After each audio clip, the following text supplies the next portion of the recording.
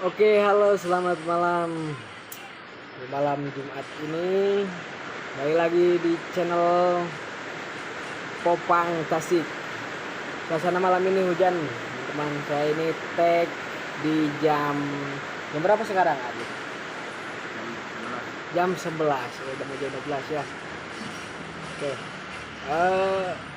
Saya mau bincang-bincang lah, ngobrol-ngobrol seputar musik tentunya ya. Nah, kita Popang, saya ingin ngebahas band barat ya. Band luar negeri, band luar nagrek. Rokok dulu lah.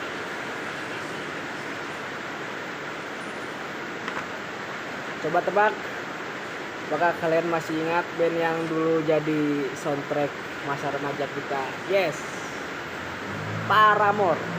Dari gaya emo 2000-an, rambut warna-warni Hayley Williams, sampai musik yang sekarang lebih eksperimental. Band ini terus berevolusi gitu.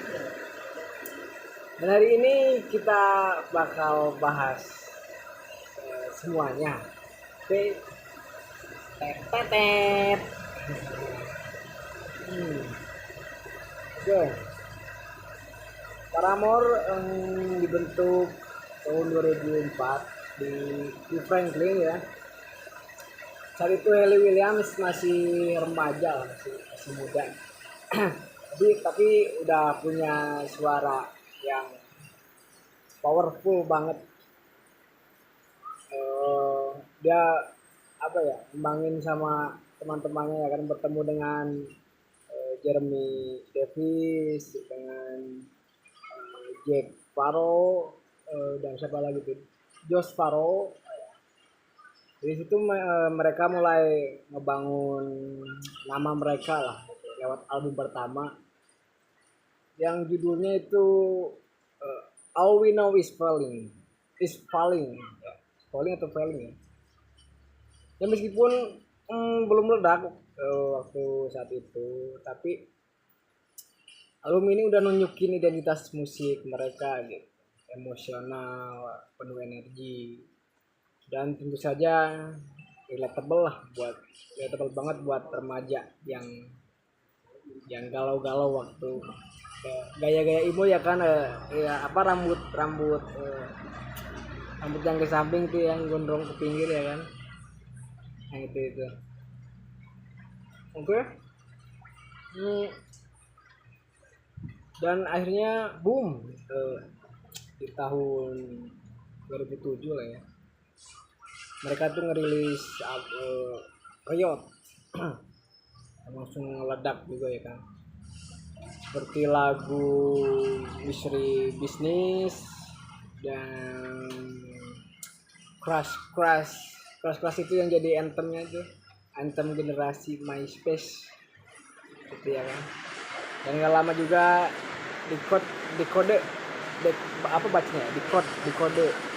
jadi soundtrack film tuh, di film Twilight.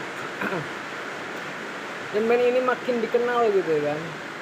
Paramore masih muda ya kan, yang suara bagus, dan nggak mau solo gitu. Om, kita lagi bikin konten, Om lagi ngebahas seputar band lah ya kan, band-band emo 2000-an dulu, band barat ya. Barat ya. Paramore itu yang vokalisnya cantik lah ya, muda dan bertalenta. Ya dia mulai dikenal secara global, tapi di balik layar mulai muncul konflik ya. Tahun 2010 Josh dan Zac Farrow itu keluar karena perbedaan visi dan isu internal di sebuah tubuh band ya kan. Biasa itu terjadi, apalagi dulu kan rock star gitu ya, saling sindir mungkin ya, saling singgung, seperti Axl Rose dan Kurt Cobain ya kan.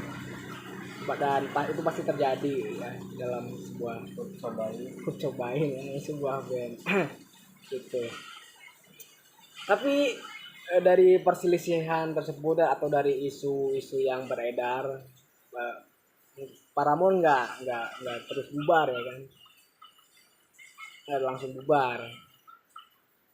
Dan di tahun 2013 ya, mereka mulai eksplorasi gaya musik yang lebih pop dan eksperimental tentunya.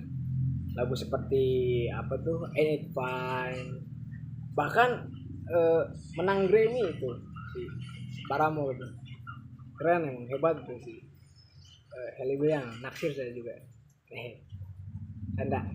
Tapi kejutan terbesar datang di After Laughter 2017 saat mereka benar-benar keluarlah dari zona emo rock dan masuk ke dunia synth pop dengan vibes retro 80-an ya kan.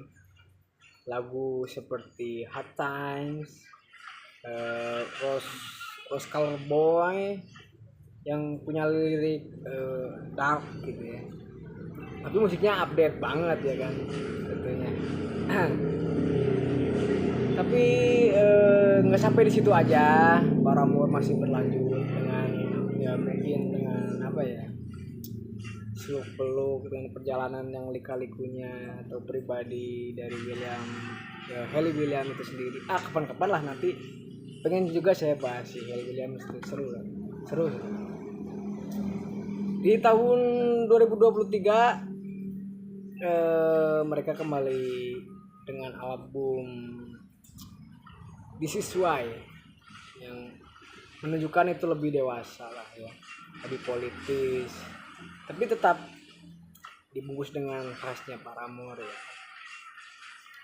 Musik mereka makin kompleks, makin eksperimental. Bahkan Halle juga sempet lah rilis proyek solo yang lebih personal dan mellow. Tapi setelah itu band ini terlihat lebih solid malah dari sebelumnya ya. Dilihat-lihat lebih apa ya, lebih asik kayaknya, lebih ceria mungkin ya. Paramore itu, apalagi Halle gitu. Semakin tua kayaknya semakin ya tahu lah sendiri kan teman-teman yang pecinta Paramore ya kan. Oke. Paramore bukan cuma soal nostalgia, mereka tumbuh bareng fansnya dari remaja yang galau jadi orang dewasa yang masih struggling tapi tetap kuat.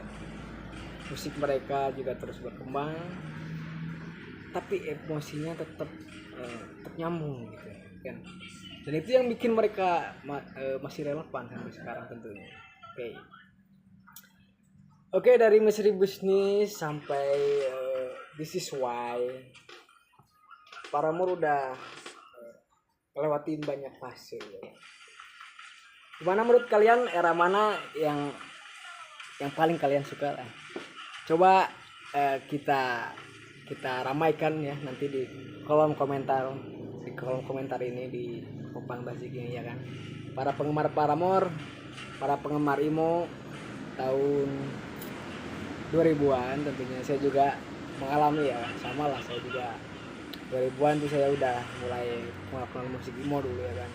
Indonesia itu kayak Last Child mungkin ya, Killing Me ya, itu dan band emo. Mungkin itulah yang bisa saya share kali ini.